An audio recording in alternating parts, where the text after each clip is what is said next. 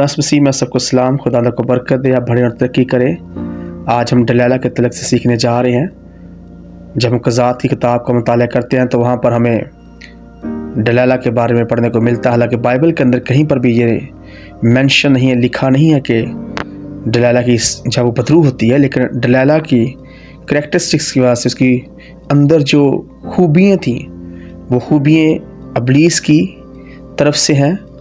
ये एक प्रोपेगेंडा है, ये एक प्लान है, ये एक स्पिरिट है जो कि उस औरत दलाइल के अंदर समाई और उसने नज़ीर यानी सैमसून या सैमसन को उसके मर्तबा से गिरा दिया।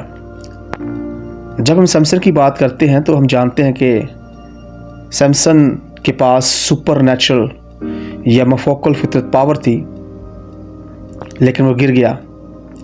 वो सुपर नेचुरल पावर से फ़लस्तीनियों को मारता और कत्ल करता था, लेकिन वो गिर गया क्योंकि वो अपनी ख्वाहिशों के सबब से उसने अपनी ख्वाहिशों को खुदा की मर्ज़ी से ज़्यादा अहमियत दी, इसलिए वो गिर गया। उसने अपने जिस्म की ख्वाहिशों को मारने के बजाय उसने अपने आप को उनके ताबिया कर दिया। खुदा ने उसे और उसके माँ बाप को ये कहा था कि वो उसके सर पर कभी उस तरह ना फिरने दें, लेकिन उसने अपनी ख्वाहिशों या जिस्मानी ख्वाहिशों को पूरा करने के लिए खुदा की मर्ज़ी को बातिल कर दिया। जब उसने अपने जिस्म को तस्कीन देने के लिए रूहानी ख्वाहिशों या फिर उस ख्वाहिश को कत्ल किया तो फिर वो दुश्मन इब्लीस के हाथ में फंस कर कत्ल किया गया। जब हम खुदा के मंसूबों को किल करते हैं तो फिर हमें भी दुश्मन के हाथों में छोड़ दिया जाता है, ताकि हम उस स्पिरिट को दावत दें जो कि जिनसी तौर पर उस इंसान को लज्जत दे। लेकिन हकीकत में जब इंसान खुदा के बनाए हुए कानून को तोड़ता है और अपनी मर्ज़ी से ज़िंदगी गुजारने की कोशिश करता है तो नाकामी, लाचारी, मायूसी, नाउमीदी और मौत उसकी ज़िंदगी के अंदर जन्म लेती है। सैमसन वो इंसान था जो कि अपनी ताकत पर भरोसा रखता था। उसे भरोसा था अपनी ताकत पर। उसे खुदा के रूह पर फ़ख्र नहीं था, बल्कि वो अपनी उस ताकत पर भरोसा करता था जो कि उसके अंदर आती थी। उसने कभी भी अपने वीक पॉइंट पर गौर नहीं किया कि वो अपनी जिस्मानी ख्वाहिशों को पूरा करते करते कहीं गिर ना जाए, और इस तरह से उसने अपने जिनसी ख्वाहिश को पूरा करने के लिए हरामकारी की बदरू के हवाले अपने आप को बेच दिया, जो कि उसके दुश्मन की साजिश थी। वो इस कदर अपनी ताकत के नशा में धुत था कि उसे पता ही नहीं चला कि कब एक हरामकारी की बदरू उसे घेर कर कंट्रोल कर चुकी है। सैमसन के बारे में हम जब क़ज़ात की किताब को पढ़ते हैं तो वहाँ पर हमें सीखने को मिलता है कि सैमसन एक चुना हुआ नज़ीर था। बदकिस्मती से वो औरत के बारे में क्रेज़ था, यानी वो दीवाना था। वो औरतों की खूबसूरती पर इस कदर मगन था कि उसे पता ही नहीं चला कि खुदा की रूह उससे रंजीदा हो चुकी है। उसने अपने आप को मौत के हवाले कर दिया है। ये कैसा नशा है जिसने उसके जहन को बंद कर दिया और उसने अपने आप को मौत के हवाले कर दिया। मैं आपके साथ यहाँ पर बात शेयर करना चाहता हूँ कि जब भी बर्बादी आपके दरवाजे पर दस्तक दे तो बर्बादी आने से पहले जहन को शैतान बंद करता है। उसने शेर को फाड़ा, उस पर खुदा की रूह का ज़ोर से नाजिल होना और उसका अपने दुश्मनों फ़लस्तीनियों के बारे में ढाड़ना और उन्हें कत्ल करना उसके लिए मामूली काम था। उसने गधे के जबड़े से तकरीबन 1000 फ़लस्तीनी को मार दिया, लेकिन उस दुश्मन जो कि औरत की सूरत में उसकी मौत को लेकर आई थी वो उसको पहचान ना पाया, क्योंकि उसे सिर्फ जिस्म की ख्वाहिश को पूरा करना था। जब हम दलाइल की बात करें तो फिर ये स्पिरिट किसी आम ईमानदार या आम इंसान के पीछे नहीं होगी, बल्कि वो उस ईमानदार के पीछे होगी जो कि मोस्ट अनॉइंटेड है, यानी ज़्यादा मस्सा है। उसको कत्ल करना, उसके गिफ्ट्स को लेकर सीज़ कर देना, ये उसके टारगेट है। जितने ईमानदार खादम अगर बहुत मसा से भरे हैं, या फिर वो ईमानदार औरतें या मर्द जिन पर खुदा का रूह बड़े ज़ोर से नाजिल होता है और जिनकी ज़िंदगी के अंदर खुदा का वादा है और गिफ्ट्स उनकी ज़िंदगी के अंदर हैं, जैसे कि दुश्मन के ख़िलाफ़ धाड़ना, दुश्मन की ताकतों को चिकनाचूर कर देना, उनकी आँखों में आँखें डालना, तो वो याद रखे कि वो कभी भी दुश्मन को अपने राज के बारे में पता न चलने दें। हर एक मैन ऑफ गॉड या मर्द खुदा कुछ राज होते हैं जो कि वो खुदा से हासिल करता है। मिसाल के तौर पर उसके पास ये राज है कि अगर वो खुदा की ताबेदारी में रहे करेगा तो खुदा का रूह कभी भी उससे जुदा न होगा। अगर वो बदी से किनारा करेगा तो हकीकत में वो खुदा का नज़ीर या फिर खुदा का बेटा या फर्जंद कहलाएगा। याद रखें, कुछ ना कुछ तो ऐसा ख़ास है जिसकी वजह से एक ईमानदार मर्द खुदा या वुमन ऑफ गॉड मर्द खुदा कहलाता है। और यही वो भेद है जिसे शैतान या फिर दलाला की बदरू आपसे लेना चाहती है और उस मर्द खुदा को कत्ल करवा देना चाहती है। सबसे पहले हमें ये जानने की ज़रूरत है कि दलाला की बदरू एक मॉनिटरिंग स्पिरिट या फिर वॉचिंग स्पिरिट है, जो कि मर्द खुदा को उसके मस्सा से उसके रूहानी गिफ्ट्स को लेकर ये स्पिरिट मौत की स्पिरिट की हवाला कर देती है। दुश्मन को उसके वीक पॉइंट बताती है और उससे दुश्मन के उस ग्रुप्स के हवाले कर देती है जो कि शैतान के उस ग्रुप से तल्लुक़ रखता है, जो कि किलिंग स्पिरिट्स का ग्रुप है। अनाजील के अंदर खुदा मसीह ने हमें आगाह किया कि इब्लीस चुराने, मारने और बर्बाद करने आता है। Stealing groups, destroy groups, killing groups, ये तीनों ग्रुप्स अलग-अलग हैं। खुदा मसीह ने इन तीन बड़े ग्रुप्स या फिर तीन बड़ी शैतान की किंगडम को टारगेट किया। सबसे पहले शैतान ने सैमसन को उसकी जिस्मानी ख्वाहिश की वजह से उसकी बरकतों को स्टील किया। जिस्मानी ख्वाहिश या स्पिरिट ऑफ लस्ट ये इंसान को बर्बाद कर देती है। कैसा उसने इसको अंधा कर दिया स्पिरिट ऑफ लस्ट ने, और वो उनके लिए तमाशा बन गया। और तीसरी, उसने किलिंग स्पिरिट के ज़रिए अपने आप को मौत के हवाला कर दिया। दुश्मन इब्लीस हमेशा इसी तरह ही काम करता है, स्टीलिंग के ज़रिए, डिस्ट्रॉय के ज़रिए और किलिंग के ज़रिए। समसून की पैदाइश का मकसद था जब इसराइल 40 साल तक फ़िलिस्तीनियों के हाथों दुख उठा रहा था, तो कज़ात 13 बाब उसकी 2 आयत में हमें पढ़ने को मिलता है कि दानियों के घराने से तल्लुक़ रखता था, यानी दान के कबीले से। और हम जानते हैं कि ये कबीला इसराइल के कबीले से तल्लुक़ रखता है। ये राखल की लौंडी बिल्हा और यकूब का बेटा था। दान का एक और भाई भी था जिसका नाम नफ्ताली था। पैदाइश 49 बाब उसकी 16 आयत में जब हम पढ़ते हैं तो इसराइल ने या यकूब ने अपने 12 बच्चों को बरकत दी, और जो बरकत उसने उन्हें दी वो उनकी ज़िंदगी के अंदर हमेशा कायम रही। जब हम पैदाइश 49 बाब की 16 आयत को पढ़ते हैं तो वहाँ पर लिखा है, दान इसराइल के कबीलों में से एक की मानद अपने लोगों का इंसाफ करेगा। 17 आयत में लिखा है, दान रास्ते का सांप है जो कि घोड़े के अकब को ऐसा डसता है कि उसका सवार पछाड़ खाकर गिर पड़ता है। इसका मतलब है कि इसराइल जब अपने 12 बच्चों को बरकत दी तो उसने दान को जो बरकत दी वो दुश्मन के अरादों मंसूबों को शिकस्त देने की बरकत दी। इस्तिस्ना 33 बाब की 22 में लिखा है कि दान उस शेर बबर का बच्चा है जो बसन से कूद कर आता है। कज़ा 13 बाब उसकी 4 आयत में सैमसन की मामा को फरिश्ता ने कहा, सो खबरदार तू रहना, ना तो मैं या नशा की कोई चीज़ ना पीना और ना कोई नापाक चीज़ खाना। समसून की पैदाइश का मकसद था कि वो इसराइल को फ़िलिस्तीनियों के हाथ से रहाई दे। इस नज़ीर का यह मकसद था कि वो दुश्मन को शिकस्त दे, यानी दूसरे लफ्ज़ों में वो खुदा का ऐसा चुना हुआ शख्स था जो कि इसराइलियों को फ़िलिस्तीनियों के हाथ से निजात देने के लिए पैदा हुआ। अगर कोई नज़ीर है तो वो खुदा के रूह की कदर नहीं करता, तो याद रखे कि उसे दुश्मन इब्लीस या उसके ग्रुप्स फाड़ डालेंगे। 7 आयत में लिखा है, वो लड़का पेट ही से अपने मरने के दिन तक खुदा का नज़ीर होगा।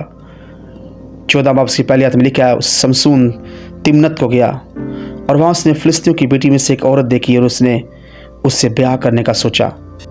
इससे पहले कि वो दलाला से मिलता और शिकार होता, वो एक कसबी से मिलता है। कसबी ने उस पर हमला किया, वो उसके गिफ्ट्स छीन कर नहीं बल्कि उसके गिफ्ट्स के साथ।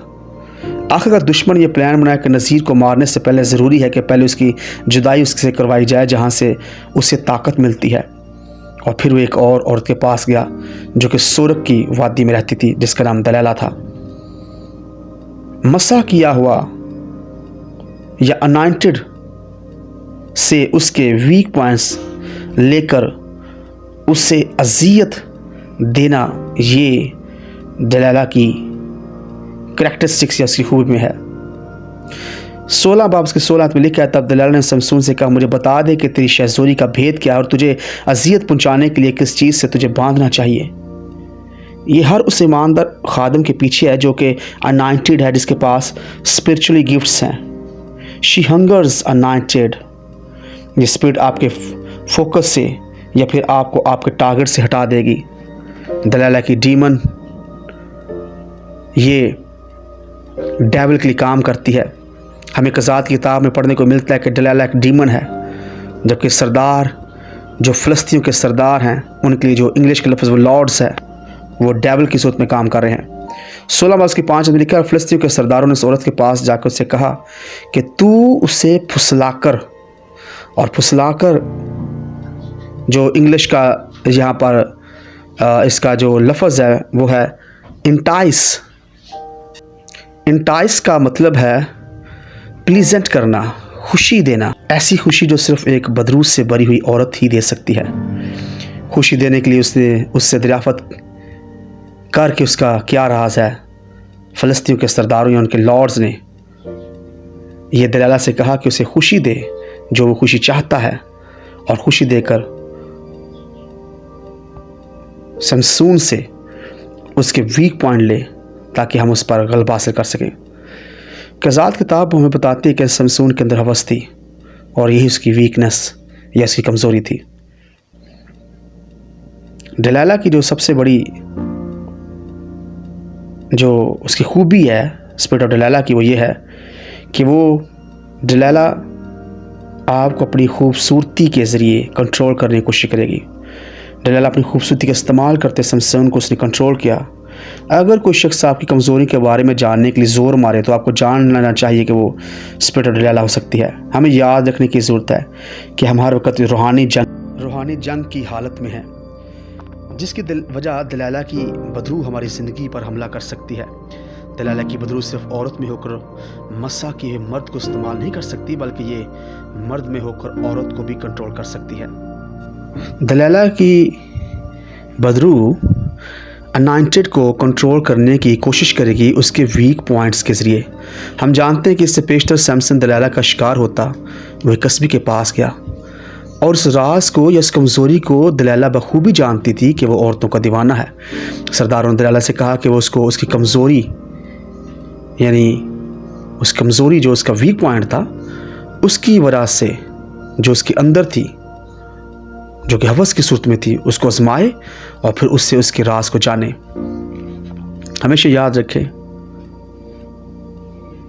कि दलाला कभी भी एतमाद के लायक नहीं है। मैं इस दलाला की स्पिरिट को प्लेइंग स्पिरिट के नाम से भी पुकारूंगा तो ये गलत नहीं होगा कि ये प्लेइंग स्पिरिट है। ये स्पिरिट इस तरीके से खेलती है कि उस चीज़ का एहसास नहीं होने देती कि वो प्ले कर रही है। वो अपने शिकार को फोकस करती है। ये उसकी मकारी है कि वो इस तरीके से मर्द खुदा के साथ या मोस्ट अनॉइंटेड पर्सन के साथ इस तरीके से खेलेगी कि ऐसे खेल का पता नहीं चलेगा। अगर कोई आपको यही साबित करने की कोशिश करे कि आप गलत हैं और गलत साबित करने की कोशिश करता रहे या करती रहे, तो वो दलाला की बदरू के ताबे हो सकता है।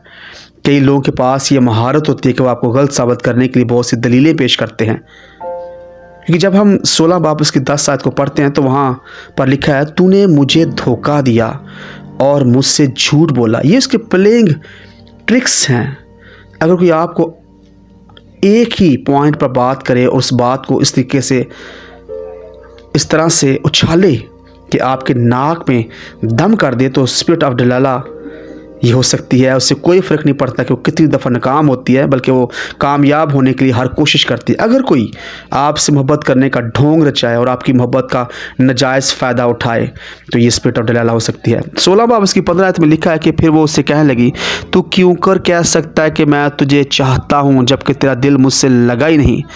अगर आपको किसी की मौजूदगी में मौत का ख्वाब या मौत जब वो उसका नज़ारा आपके सामने है, या मौत आपको फील हो, या वो बीमारी आपकी ज़िंदगी के अंदर नज़र आए जिससे मौत पैदा हो सकती है, तो ये दलाला की स्पिरिट हो सकती है।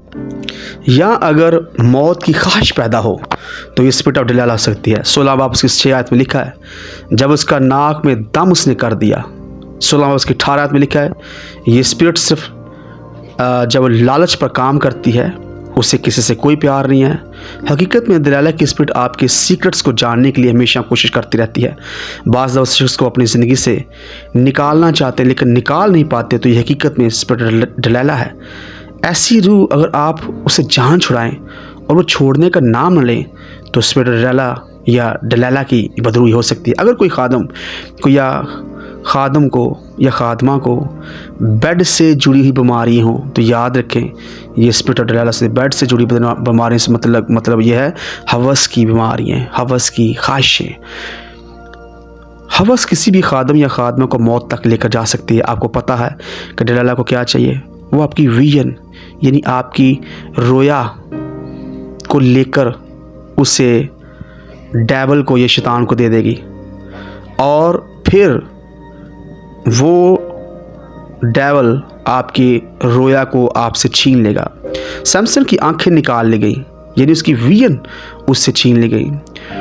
याद रखें devil wants your vision, demon wants your spiritual gifts. जो शैतान है वो आपकी रोया को लेना चाहता है, लेकिन बदरू हैं जब वो आपके स्पिरिचुअल गिफ्ट्स को उनको लेकर अपने टारगेट्स को पूरा करती हैं। स्पिरिट ऑफ डलाला उसकी कुछ मैं पॉइंट्स आपके साथ शेयर करना चाहता हूँ। सबसे पहला, ये जो स्पिरिट ऑफ डलाला ये दुख और तकलीफ या अजियत पहुंचाने वाली स्पिरिट है, अफ्लिक्शन। सेकंड, डिसीविंग स्पिरिट है ये। थर्ड, स्टीलिंग स्पिरिट है। ये प्लेइंग विद इमोशंस, जज्बात सा खेलती है। कंट्रोल योर डेस्टिनी, ये आपकी डेस्टिनी को कंट्रोल करने की कोशिश करती है। और ये कैसे जब आपकी डेस्टिनी को शो करेगी, कंट्रोल करेगी, अपनी खूबसूरती को दिखाकर।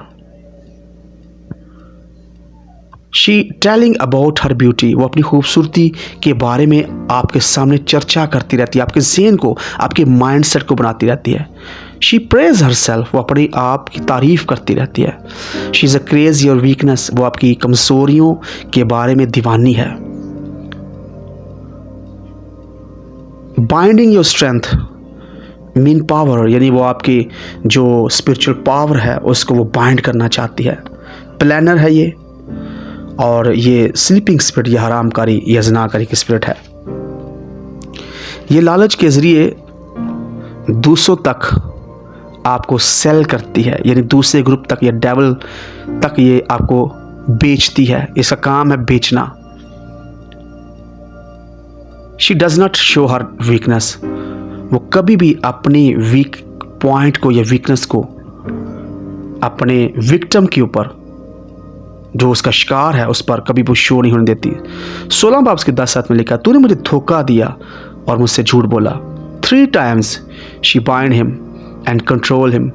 Actually, she binds 3 times Samson. No, she binding God's power and she can't, because nobody bind power of God. But 4th time she bind him, but this time she didn't bind the power of God. Because of disobedience she bind the Samson. यानी 3 दफ़ा उसने सैमसन के अंदर जो power है उसको bind करने की कोशिश की, उसको बांधने की कोशिश की, लेकिन वो नहीं कर सकी क्योंकि वो खुदा की कुदरत या उसकी पावर को बांध नहीं पाई। लेकिन जब वो पावर उससे जुदा हो गई तो फिर वो सैमसन को, उसके जिस्म को बांध पाई। यानी खुदा को कि वो पावर को बांधने की कोशिश करती लेकिन वो नहीं कर सकी। लेकिन जब खुदा की रूह की नाफरमानी की वजह से खुदा का रूह सैमसन से जुदा हो गया तो उसने सैमसन पर गलबा हासिल कर लिया। ये स्पिरिट अर्जिंग स्पिरिट है, अर्ज करती है, उकसाती है, उभारेगी इतना ज़्यादा कि नाक में दम हो जाएगा। जब लोग स्पिरिट के ताबे हो जाते हैं तो फिर उनको नींद आना बंद हो जाती है। उनके पास एक टॉपिक होता है और उसी का रोना रो रहे होते हैं। हकीकत में इंसान लाचार हो जाता है जब वो नाफरमानी करके अपने आप को शैतान के हाथों बेच देता है। याद रखें हमेशा कि हमने स्पिरिट ऑफ डलाला को कभी भी अपनी ज़िंदगी के अंदर गलबा नहीं पाने देना,